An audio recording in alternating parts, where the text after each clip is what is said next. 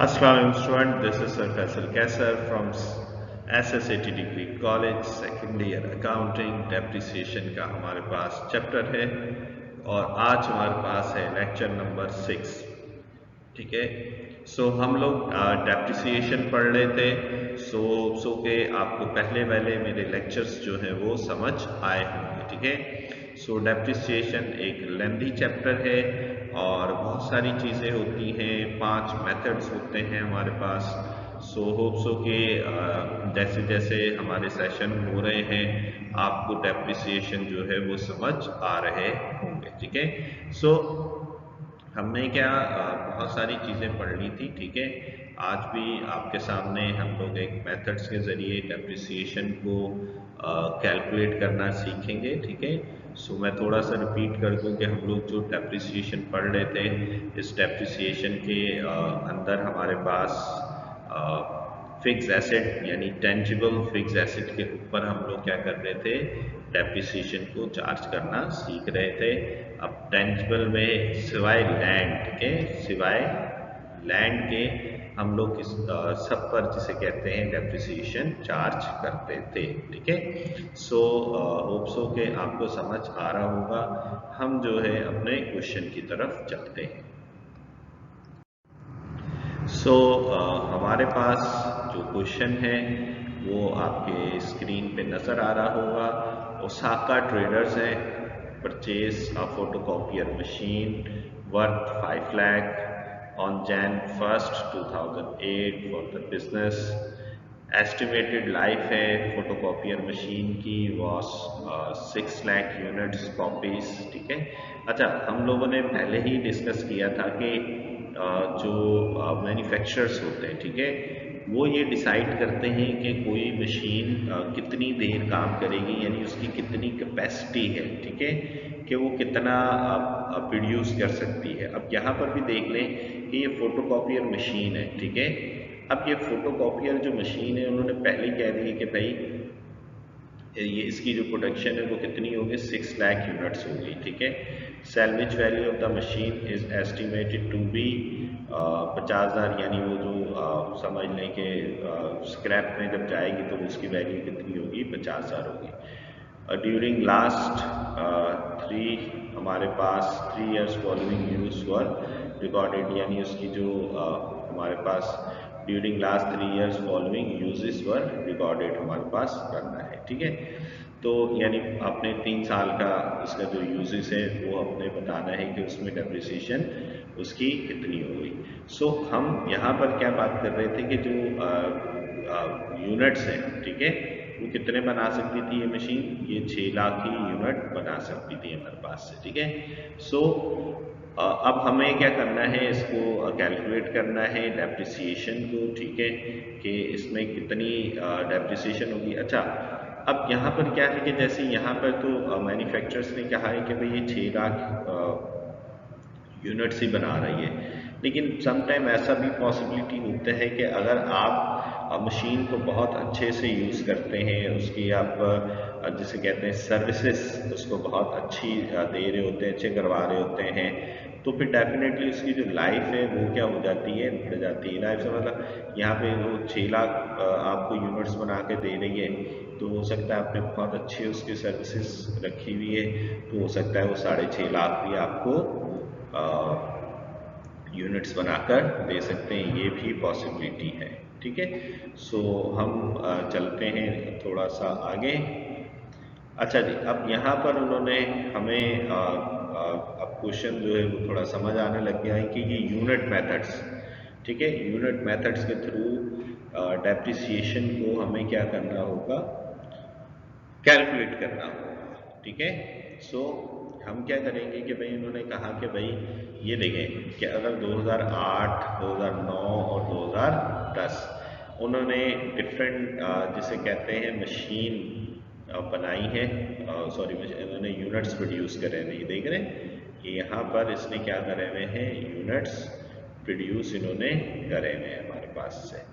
सो इस सिचुएशन में क्या है कि उन्होंने कहा कि भाई 2008 में देख लो इसने बनाए हुए थे, फिर इसने 2009 में हमारे पास थे, फिर 2010 में भी थे। तो हर साल जिसे कहते हैं आप देख रहे होंगे कि मशीन ज़्यादा ज़्यादा यूनिट्स जो है वो बना रही है। तो जाहिर सी बात है जितने ज़्यादा वो यूनिट्स बनाती रहेगी वैसे वैसे उसकी जो प्रोडक्शन लाइफ है वो क्या होती चली जाएगी, कम होती चली जाएगी। सो हमें क्वेश्चन से ये साफ जाहिर हो रहा है कि हमारे पास जो ये टॉपिक है वो क्या है, हमारे पास यूनिट मेथड्स के थ्रू हमें ये काम करना होगा। ठीक है, रिक्वायर्ड देख लेते हैं। रिक्वायर्ड उन्होंने कहा depreciation expense eight December 31st 2008 9 10 using units production method. Required में भी हमें उन्होंने बता दिया कि आपने यूनिट्स प्रोडक्शन मेथड के थ्रू आप लोगों ने ये काम करना है। ओके जी, सो हम चलते हैं इसके सॉल्यूशन की तरफ। अच्छा, इन्होंने एक और चीज़ पूछ ली है, show air wise accumulated depreciation and book wise. इन्होंने कहा एयर वाइज जिसे कहते हैं एक्यूमुलेटेड डेप्रिसिएशन और बुक वैल्यू दोनों ही आपने बता दी है इसे। ठीक है, सो सबसे पहले हमारे पास डेप्रिसिएशन एक्सपेंस अंडर हम लोगों ने किसके बनाने हैं भाई, यूनिट प्रोडक्शन मेथड्स के। ठीक है, और किस ईयर का हम लोगों ने बनाना है, हम लोगों ने बनाना है 2008, 2009 और 2010। और 2008 में जब हम लोगों ने मशीन खरीदी थी तो वो हम लोगों ने खरीदी थी जनवरी में। ठीक है, सो हम डेप्रिसिएशन जो है वहीं से ही कैलकुलेट करना शुरू करेंगे। अलबत्ता हम लोगों ने ये पहले ही जिक्र कर चुके हैं कि हमारे पास यूनिट और प्रोडक्शन मेथड में किसी किस्म का भी कोई डेट का काम नहीं होता। स्ट्रेट लाइन मेथड में, डिमिनिशिंग बैलेंस मेथड में और सम ऑफ ईयर डिजिट्स मेथड में हमारे पास डेट्स बहुत इंपॉर्टेंट होती हैं, लेकिन हमारे पास यूनिट प्रोडक्शन मेथड और हमारे पास आवर मेथड में डेप्रिसिएशन जिसे कहते हैं इम्पॉर्टेंट नहीं होती है। सो हम चलते हैं अपनी नेक्स्ट स्लाइड पर।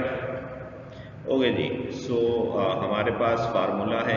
ठीक है, डेप्रिसिएशन रेट पर यूनिट का क्या फार्मूला था जी, कॉस्ट में से सैल्वेज वैल्यू या जिसे हम लोग कहते हैं स्क्रैप वैल्यू या जिसे हम लोग कहते हैं रेजोल्यूशन वैल्यू। ठीक है, कि कॉस्ट में से हमें क्या करना है, इसको माइनस करना है और डिवाइड किस में करना है, लाइफ इन यूनिट्स। ठीक है, लाइफ इन यूनिट्स यानी अच्छा नॉर्मल फार्मूले क्या थे, एस्टिमेटेड लाइफ। लेकिन अगर आपकी यूनिट्स में है लाइफ तो आप क्या लिखेंगे, लाइफ इन यूनिट्स। अगर आपकी आवरली में आवर्स में लाइफ है तो डेफिनेटली आप क्या लिखोगे, लाइफ इन आवर्स। ठीक है, सो ये हमारे पास एक था। और अगर सिंपल है तो सिंपल में डेफिनेटली हम लोग क्या लिखेंगे, एस्टिमेटेड लाइफ। ठीक है, सो नेक्स्ट हमारे पास हम वैल्यूज़ देख लेते हैं। आपको वैल्यूज़ याद होंगी कि हमारे पास जो कॉस्ट थी, कॉस्ट कितनी थी उसकी 5 लाख और सैलवेज वैल्यू कितनी थी उसकी 50,000। और हमारे पास जो लाइफ थी, ठीक है, लाइफ से मतलब वही कि उसने कितने यूनिट्स बना कर देने थे। ठीक है, सो उसने हमें बना कर देने थे 6 लाख। ठीक है, लाइफ इन यूनिट्स हमारे पास कितने थे, 6 लाख थे। ठीक है, सो हम जाहिर सी बात है 5 लाख में से 50,000 को माइनस करेंगे। 5 लाख में से 50,000 जब माइनस होंगे तो हमारे पास डिवीजन किससे हो जाएगा, वो 6 लाख से। तो हमारे पास डेप्रिसिएशन रेट पर यूनिट यानी हमें ये समझे पढ़ने की ज़रूरत है आपको समझने की कि देखिए कह रहा है पर कॉपी, यानी हर कॉपी पे आपकी जो मशीन डेप्रिशिएट होगी वो कितनी होगी, 0.75 पर यूनिट। यानी अगर आप एक कॉपी बनाएंगे तो उसकी जो वैल्यू डिक्रीज हो जाएगी, डेप्रिशिएट हो जाएगी उसकी वैल्यू, वो कितनी होगी, 0.75। इसी तरीके से जैसे ही आप और ज़्यादा कॉपीज़ बनाएंगे तो वैसे वैसे ही उसकी जो डेप्रिसिएशन की वैल्यू है, ठीक है, वो बहुत ज़्यादा बढ़ती चली जाएगी। ठीक है, सो नेक्स्ट हम लोग देखते हैं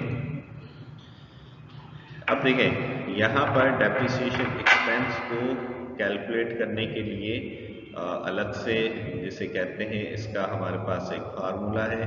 फार्मूला क्या है जी? डेप्रिसिएशन एक्सपेंस का रेट पर यूनिट, जितना भी रेट पर यूनिट आया है मल्टीप्लाई बाय यूनिट्स प्रोडक्शन, यानी जितना रेट आया है, रेट, ठीक है, यूनिट में हमारे पास आए हैं, किस यूनिट से डेप्रिसिएशन होगी, और साथ में मैंने क्या लिख दिया? मल्टीप्लाई बाय यूनिट प्रोडक्शन, ठीक है, यानी किस ईयर का निकाल रहे हैं, उस ईयर में कितनी प्रोडक्शन हुई है, उसको हम लोग क्या कर देंगे? उससे मल्टीप्लाई कर देंगे।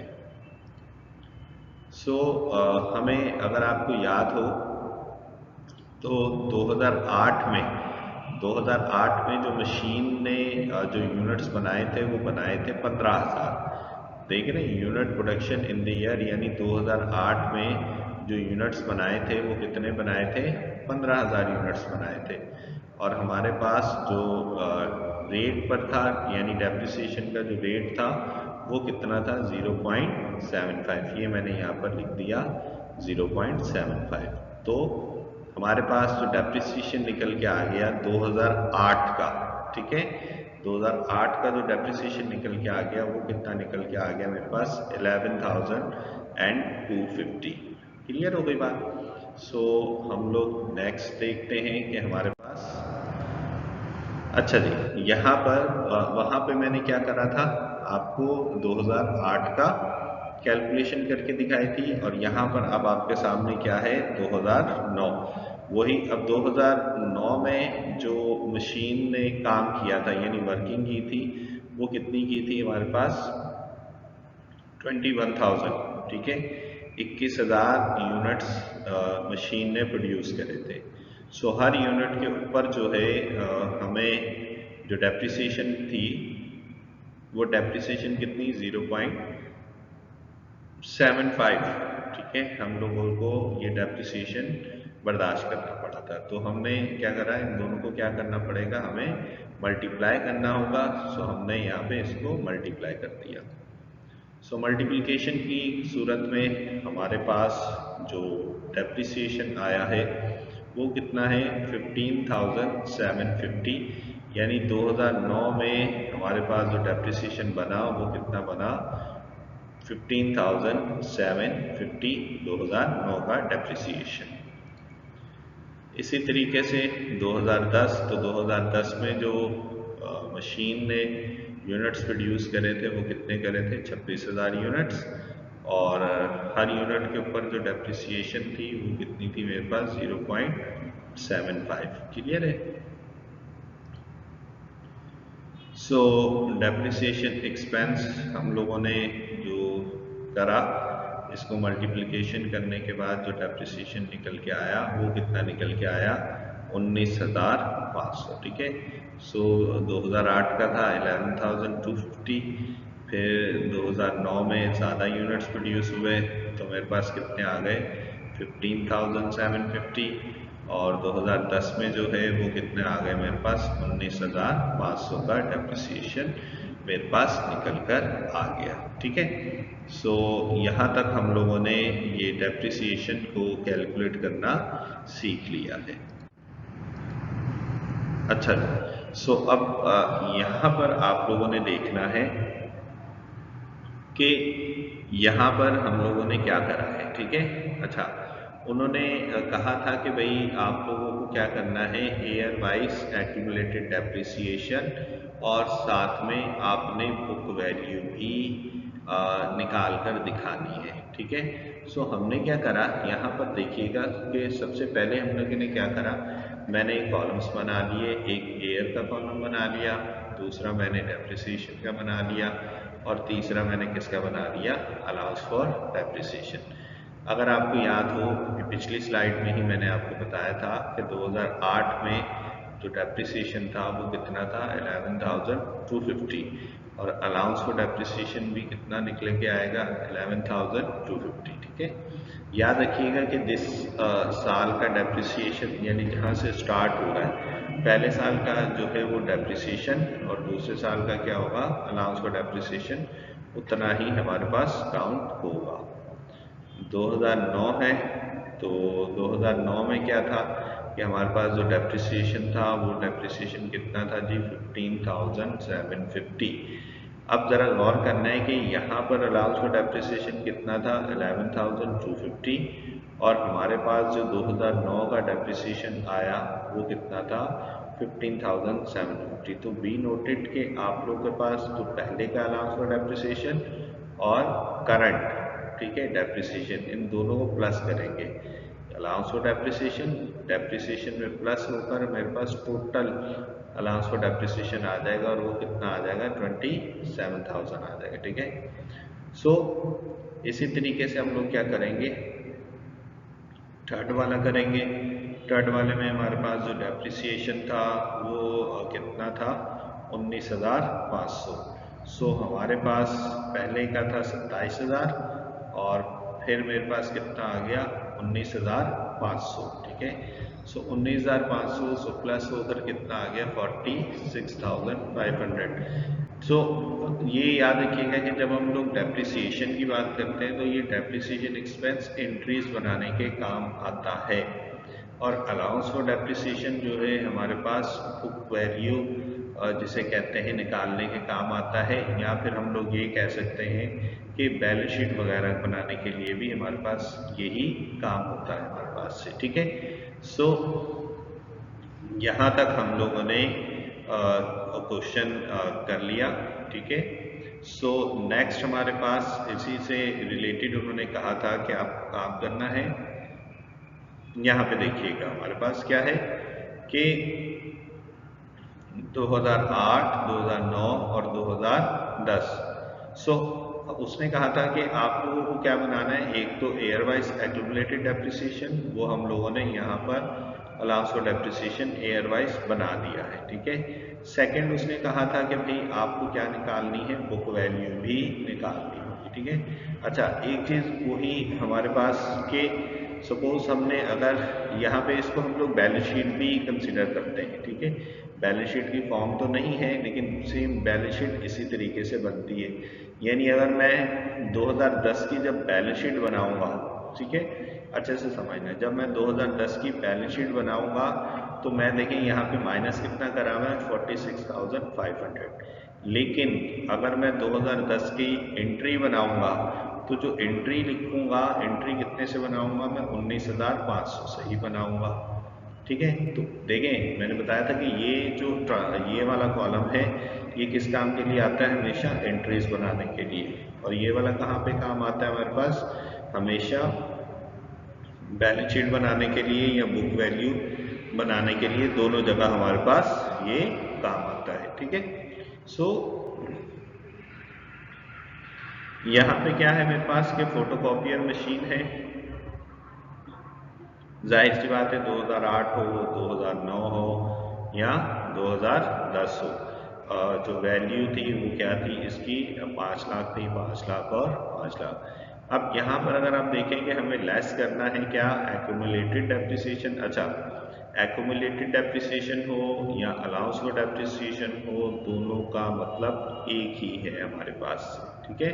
सो हमने क्या करा कि 2008 है तो अब यहाँ पर देखिए क्या लिखा हुआ है एक्यूमुलेटेड, तो यानी आपने माइनस जो करना है वो अलाउंस फॉर डेप्रिसिएशन ही। तो 2008 का जो अलाउंस फॉर डेप्रिसिएशन है वो कितना है 11,250, यहाँ पे मैंने माइनस कर दिया 11,250।